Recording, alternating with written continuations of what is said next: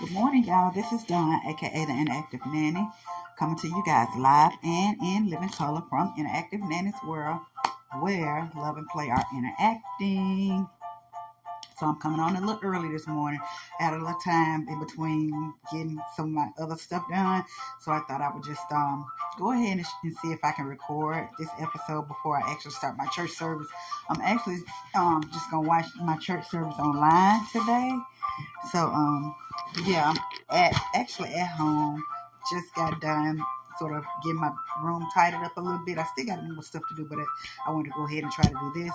So I am so happy that you all are here with us today, getting ready to get into Inactive Nanny's world. If you're new here, welcome, and continue to come back. We're glad to have you. And if you're returning, I thank you for sticking it out and hanging out with us week by week. Continue to listen, like, share, and subscribe in Active Nanny's World on your YouTube or whatever app that you get your podcast on. So let's get into our story time for today.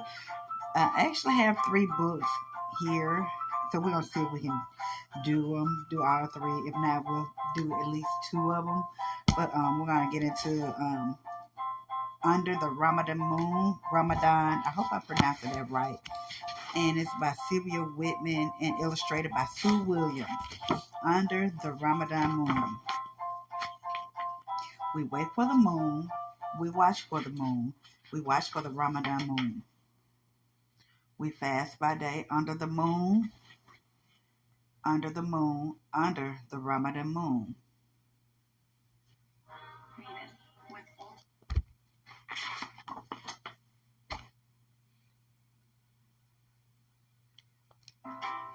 We eat at night under the moon, under the Ramadan moon. We speak kind words and stop bad habits under the moon. We give to the poor and read the Quran under the moon. These pictures are so pretty and the colors are so intense and just bright. They're just so pretty. We hang the bright lights and bake sweet treats under the Ramadan moon.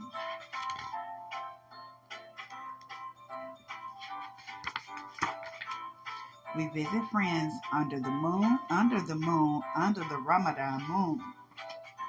We crack nuts and drink hot tea under the Ramadan moon. We tell stories and laugh and play under the moon. Then together we pray under the Ramadan moon. We live our faith until next year under the Ramadan moon. About Ramadan. Ramadan is a time for serious reflection and happy celebration for Muslims, and it is the 9th and most special month of the religious year.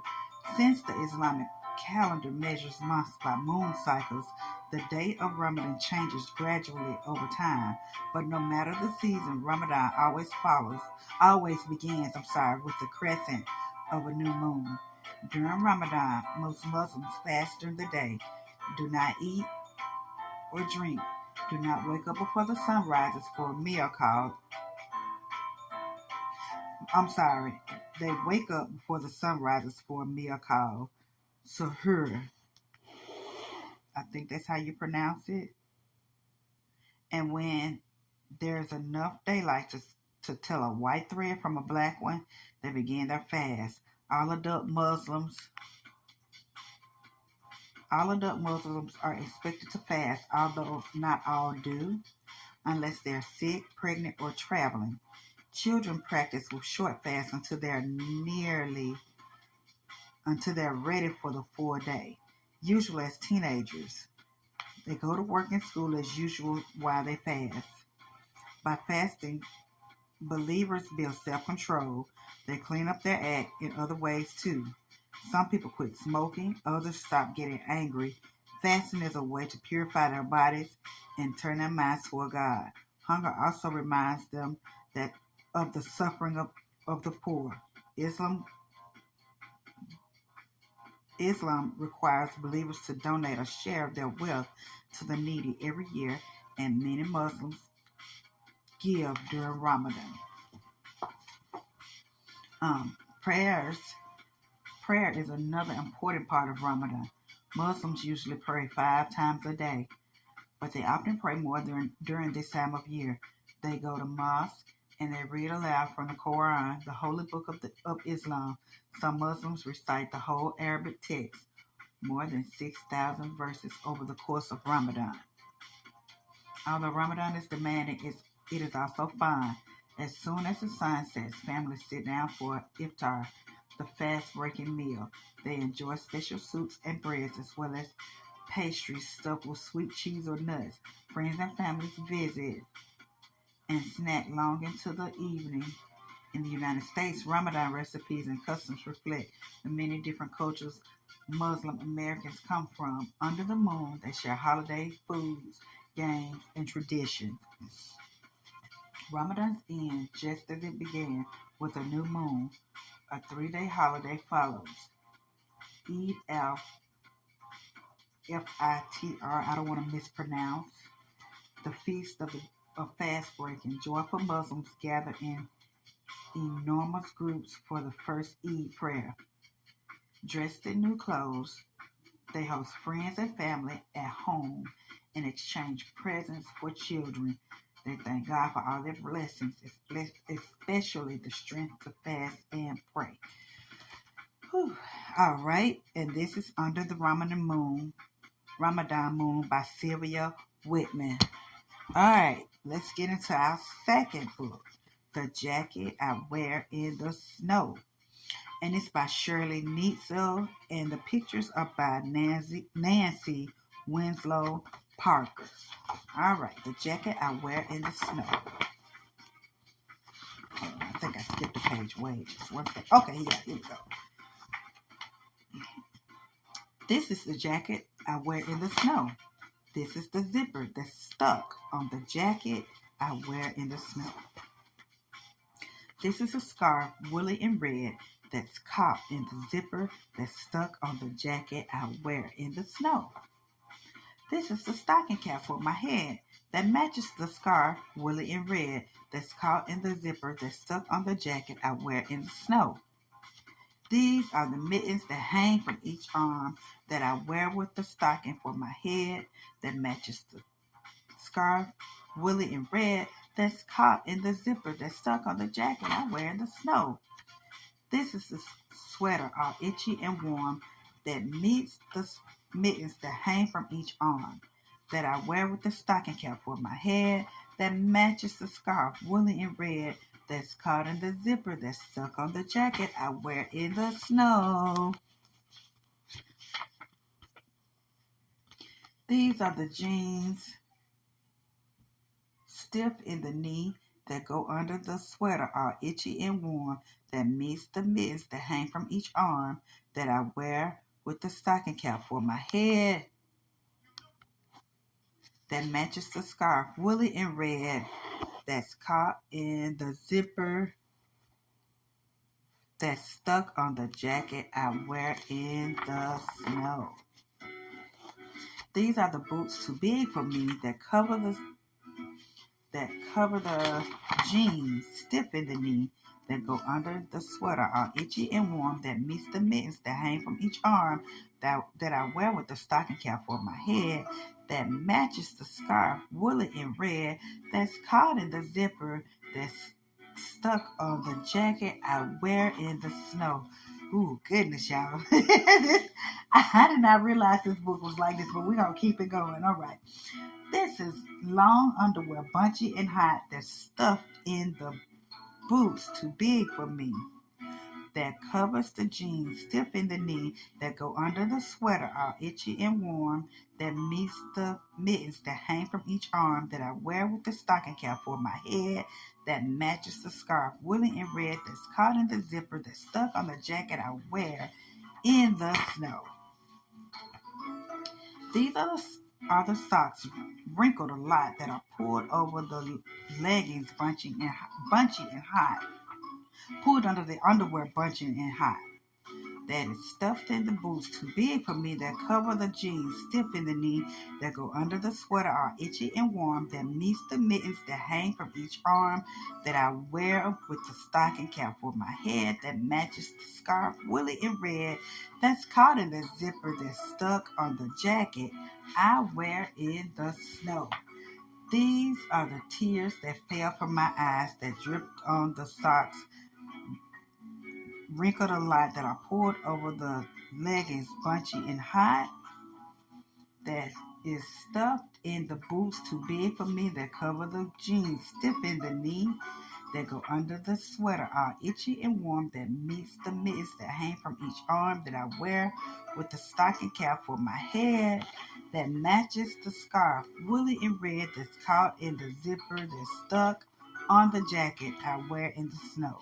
And this is my mother, who heard my cries and wiped my tears that fell from my eyes, that loosened the scarf, woolly and red, and slipped off the stocking cap from my head, and unpinned the mittens that hung from each arm, and unbuttoned the sweater, itchy and warm, and unzipped the boots, too big for me, and straightened the jeans, stiff in the knee, and smoothed the long underwear, bunchy and hot, and pulled up the socks that were wrinkled a lot. When she unstuck the zipper of the jacket I wear in the snow. Whew, that was a lot, y'all. I hope y'all enjoyed that. Because yeah. But we're going to keep it moving, and we're going to get into some more Black history. Let me see who we're reading today. Let me see. Hold on, y'all. Let me see.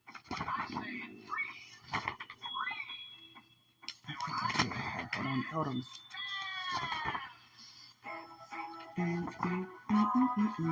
Oh, I'm sorry, y'all.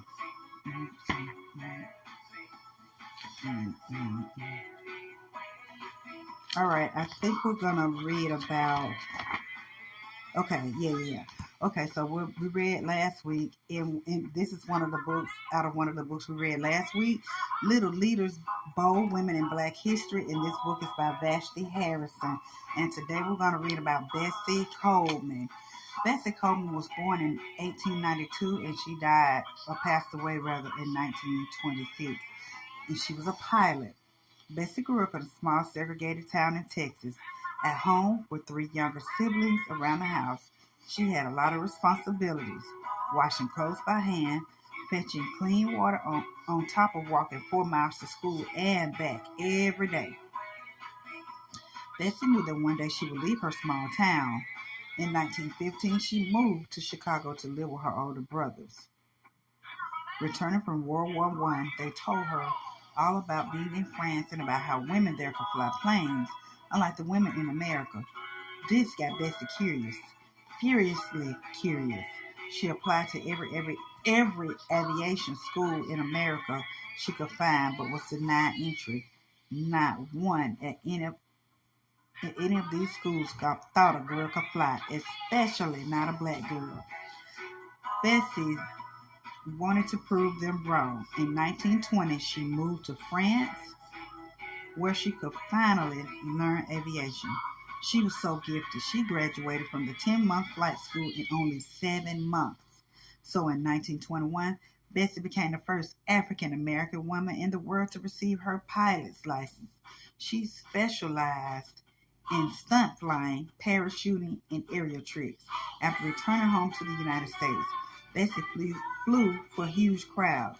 She was very popular among both white and black Americans and stood up against segregation and discrimination whenever she could. She hoped to open her own flight school to teach other girls of color how to fly.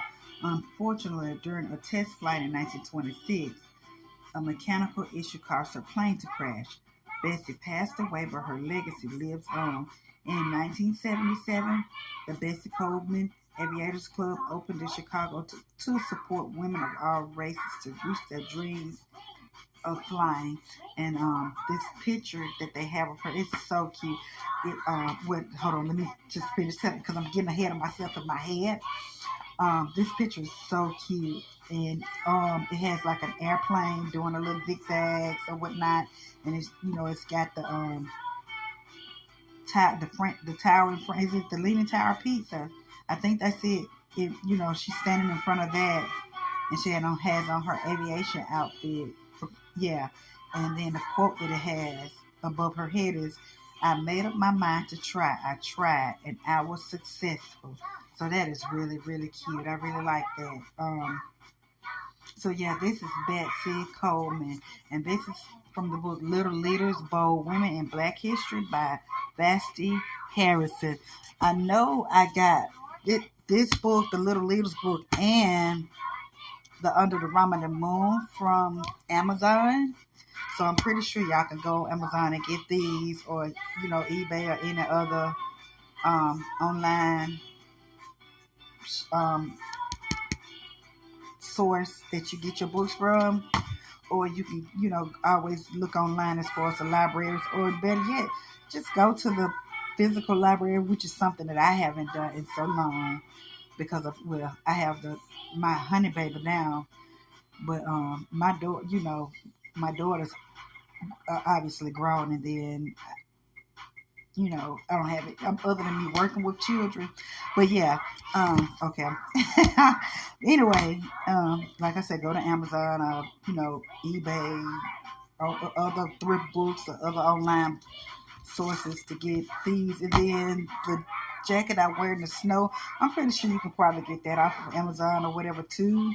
But I think I got this from a library sale some years ago, a $5 brown bag sale. I want to say I got that. It might have been either that or out of maybe I was at one of the schools I was working at, with getting rid of some books, and I might have gotten it from there. Anyway, this is all for today. I hope you guys have enjoyed or will enjoy the episode this week of Interactive Nanny's World. Just a heads up, get ready and be looking out online, because Interactive Nanny will be having an Interactive Nanny online spring break camp, and it's planned for the week of March 23rd through March 27th, and it's gonna be virtual. It's gonna be online, so mommies, daddies, grandparents, other young child caregivers, if y'all are interested in your littles participating, just be on the lookout on social media or whatever. And I'll be also not only just on social media, but I'll be giving y'all updates and stuff as far as on the podcast about the online spring break camp. I'm sort of getting it planned, wrapping up the plans and everything. So I give you the name and the date and the time or whatever. Probably within the next couple of days, or at least by next week, I can sort of give y'all all the information on next week's episode if I don't come on before, and just give y'all some of that information. But until next week, this is Star, aka Interactive Nanny, signing off from Interactive Nanny's World, where love and play are interactive. You guys be safe, have a blessed and wonderful week. Go to school and do your best, littles, and parents, just hang in there. We got it. So until next week, y'all have fun, be great, and I'll talk to y'all later. Bye bye.